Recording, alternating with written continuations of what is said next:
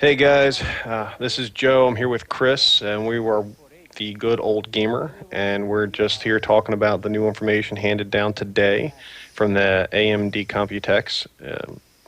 And what it looks like is what we talked about in the past, the new Polaris GPUs, or I think right now we're really just seeing information on the new 480. Really looks like it's going to be sitting at $200. That price point is confirmed, and performance should get us around a 970 to 980 and our GTX 970 980 by Nvidia. And we're just talking about the effect that this could have on the gaming market and whatnot. So, Chris, why don't you take it away? Why don't you break it down? You're the technical guy. You tell us what this means. I just wanted to start off by saying, I told you guys. I told you so. Look a couple videos back. This is pretty much exactly what I said was going to happen. All right, so now that that's out of the way. The RX 480, which is kind of interesting. They're changing the name there, but whatever, is roughly on par with the R9 390 as far as performance is supposedly going to be shaping out. They're both about 5 teraflops in performance. Now, that's not a measurable metric per se, because 5 teraflops would mean that this is close to the 1070 in performance at 6.5. And I don't think we're going to be quite there, especially not in DirectX 11 titles. But I do think that the RX 480 will sit very nicely, probably around the 490X, and probably slightly lower than the 980 Ti and a little bit faster than the R9, or the GTX 980, I mean. And the reason why I'm saying that is yes, the performance on paper doesn't seem to be that much better, but that's assuming that it was still using older architecture. It's using a newer architecture, which I would assume is more efficient. How much more, we can't say without actual benchmarks, but my money is right in that price point. Or actually, in the video that we did a week or so ago, the benchmarks in there seem to be living up to about what we were expecting.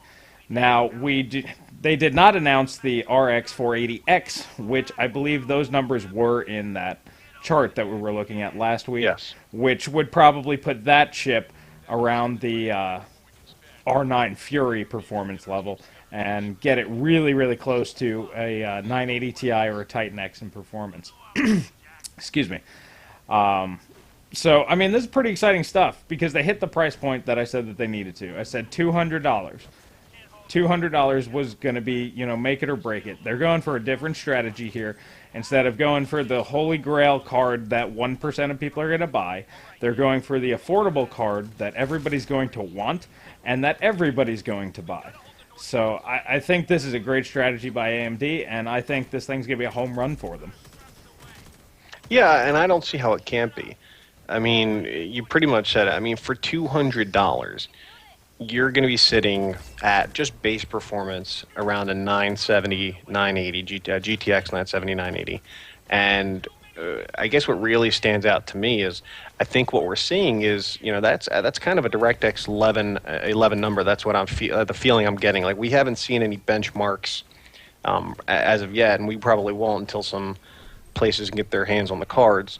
But I have a feeling that, looking at what we've seen in the past in terms of DirectX 12 and the benefits and how it benefits AMD. I mean, if we're looking at a card that just technically sits right in that 970, 980 spot, and then we're going to hit it with DirectX 12, I can see it comfortably outperforming them to the point where it's probably going to be sitting up there close to the 1070, 1080. Especially if we're looking at a 490 or whatever. So, I mean, and again, if it's a 490, look at the price point, $200 for the 480. 490 is not going to be that much more expensive. We're talking probably $300. And then that's an incredible price for an incredible power gain. So, I think right now, if you have thought about upgrading, maybe you're still rocking your old 880, 890, or maybe you're still in the sevens.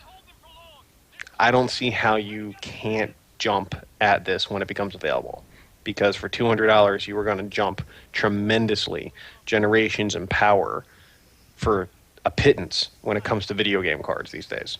And I think it's going to be huge. I'm actually pretty shocked that we actually got confirmed everything we've been talking about. You know, your prophecy or your predictions on prices and whatnot Hey were pretty man, much dead I was on. given a little bit of data and I just inferred from there. I mean, No, it's you're not right. rocket science.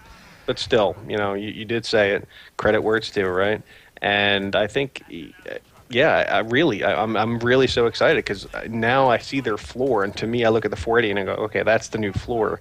So they're going to come out with a Fury version, or they're going to come out with, you know, the 490 and whatnot, and I just, it's going to kill Nvidia. I don't see how it can't.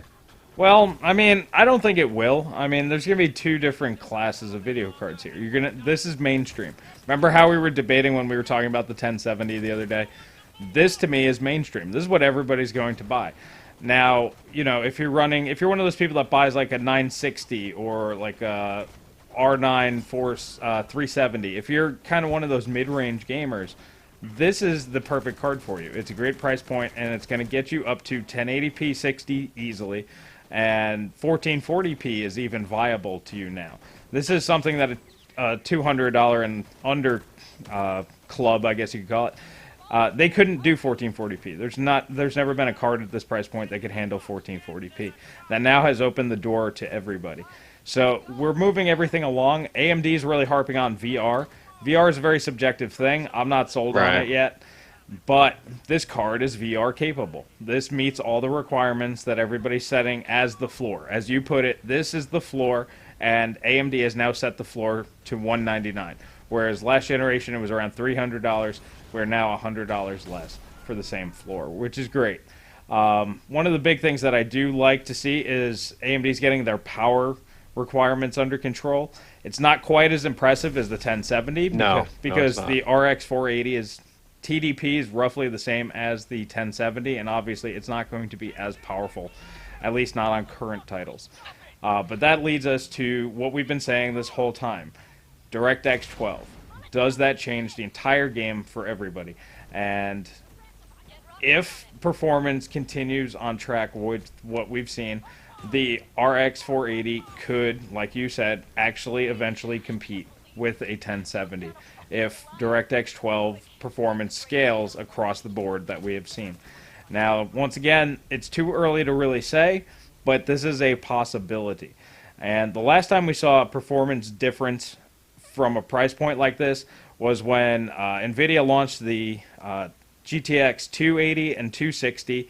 I think the 280 was $700, and the 260 was like $500 or something. And AMD launched the 4850 at $200, just like this. And it just, dollar to performance was so close to the 260 that nobody bought them.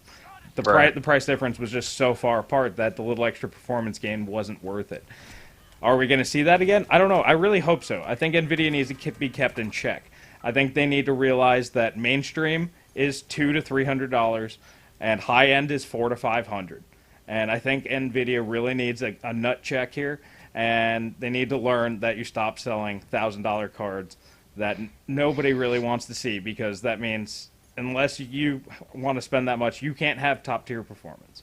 And to me, I think somebody needs to bring them back down to earth, and AMD seems to be doing it. Yeah, but it's not just NVIDIA that's being brought down to earth, and I think it's the whole gaming industry. And the reason I say it is because we're looking at DirectX 12 being such a performance boon to AMD cards. And if a $200 AMD card, which I don't think it's a far out there guess to say that the DirectX 12 performance gain for the 480 would be able to make it compete, because we have seen what the Fury and stuff can do from last generation and how it can compete. And I don't think that like I said, so I don't think it's far out to say that. So I think gaming in general is now becoming more accessible for higher resolutions at better frame rates because of this. DirectX 12 is making it come down to earth, because right now, if you've wanted to do 4K, if you've at all, or if you've wanted to really guarantee 60 frames per second on ultra quality, I mean, you really had to think about shelling out those big bucks. But it's starting to look like we're getting to a point where if you're still on a 1080p monitor, there's not going to be a need to spend $1,000, because you're going to guarantee 60 frames per second with something for $200.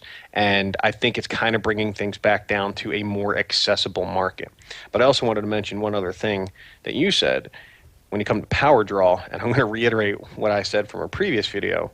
Who gives a shit? As far as I'm concerned, I don't care how much power this thing draws. As long as my power supply can provide enough power to it, I don't care. So I don't care if it's an efficient power drain, and most people probably won't and shouldn't.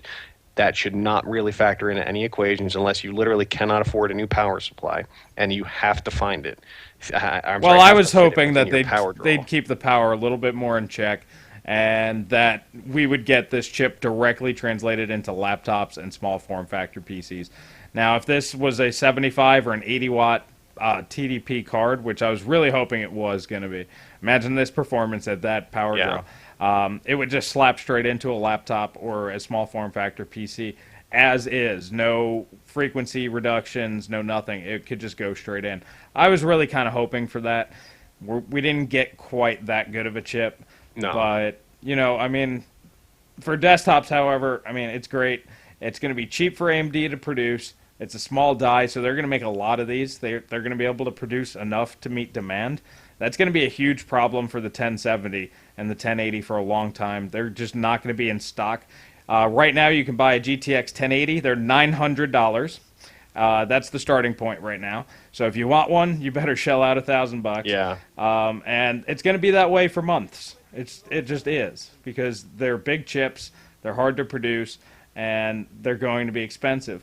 AMD is probably going to be able to flood the market with these and actually keep up with demand, and I think they're going to win the beginning of this generation just because of that. They're taking the key price point market, and they're delivering the goods, and they're not charging an arm and a leg, and they'll be able to supply. So I say AMD is going to win this first round. We'll have to wait for Vega and the 1080 Ti and the GTX 1060 to come out, flesh out the lineup, and we'll see where it falls. But I think they're going to be able to take this first round away from Nvidia. Well, I think speaking of Vega, I think this is just, as I talked about in one of our last videos, this makes me so excited to see what Vega is going to do, because if this is what we're getting out of a 480, the possibility, and it is still just a possibility, but I don't think it's crazy to talk about the DirectX 12 performance hitting it close to 1070 for $200. I mean, I just can't wait to see what what the Vega can do, because if this is what we're getting out of a $200 card, and I don't care if the Vega costs $500, but it sounds like and it looks like that if you can kind of extrapolate the numbers, if Vega is what we think it's going to be, I don't see how it's not going to dominate NVIDIA's upper tier enthusiast market. It looks like, again, still just extrapolating numbers, but I'm telling you right now, this is my prediction, that NVIDIA is going to be beat in all phases this year and for the foreseeable future until they can get their DirectX 12 shit going properly. Because right now it looks like on every level AMD is going to undercut them on price and match them on performance, if not best them, with a lower price. Well, And I don't necessarily agree across the board. I mean, DirectX 11, I believe AMD is probably still going to get their ass kicked, and DirectX 11 will still be around for at least another year or two. So, right, but more and more games are coming out with DirectX 12. For instance, I'm playing Total War Warhammer, and right now it's running DirectX 11, but they are updating it to actually utilize DirectX 12. And this is something that's going to be coming into more and more games. And why would you buy a 1070 for $350 when that may outperform in DirectX 11 right now, but is not going to future-proof you? In fact, you're probably going to end up hamstrung compared to paying $200 for a 480 that is going to get you there. I mean, you're saving yourself $170 and you're going to get the same performance, possibly. I mean, again, this is still speculation, but I mean, I can't see how anybody could make that decision. That's just me. You're going to be cutting your nose off to spite your face there. You're going to spend $170 you don't need to spend. Well, see, I wouldn't bank on the future that's not set. I mean, we have some preliminary performance. I would not buy a 480 over a GTX 1070. I would not do that if I was planning on buying a 1070. Raw performance will show that the 1070 will be faster pretty much no matter what. You have a 5 teraflop card versus a 6.5.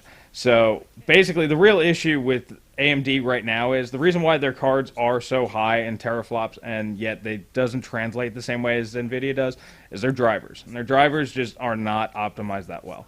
And that's their real issue. If this card comes out, it might be the best thing, best bang for the buck. But if the driver support just isn't there, if a game comes out, a big game like Doom, for example, ran like shit on the R9 390, and it just didn't work. Right out of the box, day one gamers would have been pissed. I don't care if it's the fastest car in the world and it only costs $3. If my games don't play day one, Right. I don't give a shit how fast it is. And so that's AMD's big thing right now is they need to get those drivers in check. They need to spend millions and millions of dollars hiring people to work 24/7 and make sure these drivers are up to snuff. And if they can do that, yeah, I agree. I think that they'll win it. Yeah, and I can't imagine what would be the point of putting this out there and then failing on that. I mean, again, we can say it every time, but it's all speculation. I'm just looking at it in terms of what the trend it appears to be going towards right now. Everything we see seems to indicate AMD will be putting out lower priced cards that are able to match or beat the performance of higher priced Nvidia cards with DirectX 12. So I'm extremely excited for Vega, and I can see this being what finally digs into Nvidia, and maybe if it doesn't take their crown away, at least gives them a swift kick right in the nuts and makes them have to drop prices and be more competitive because they don't have to right now and they need to. Competition is always good for business. They don't like to admit it because, of course, if you're the business that's winning, you don't want competition, but it's best for the consumer. And right now, most consumers really only have one good choice, and that is Nvidia. And it's worked, don't get me wrong, but you're paying exorbitant prices for products that you probably don't need to spend, probably don't need to cost as much as they do. And they haven't needed to drop the prices or worry about it because AMD could never compete. But DirectX 12 looks like it's going to change that. So I really think even if they don't take the crown, they are going to make it a much more viable market in terms of pricing and being able to have better choices as a gamer with what you go with. Alrighty, guys. Well, like I said, very limited information today. Pretty much same stuff that we already kind of knew.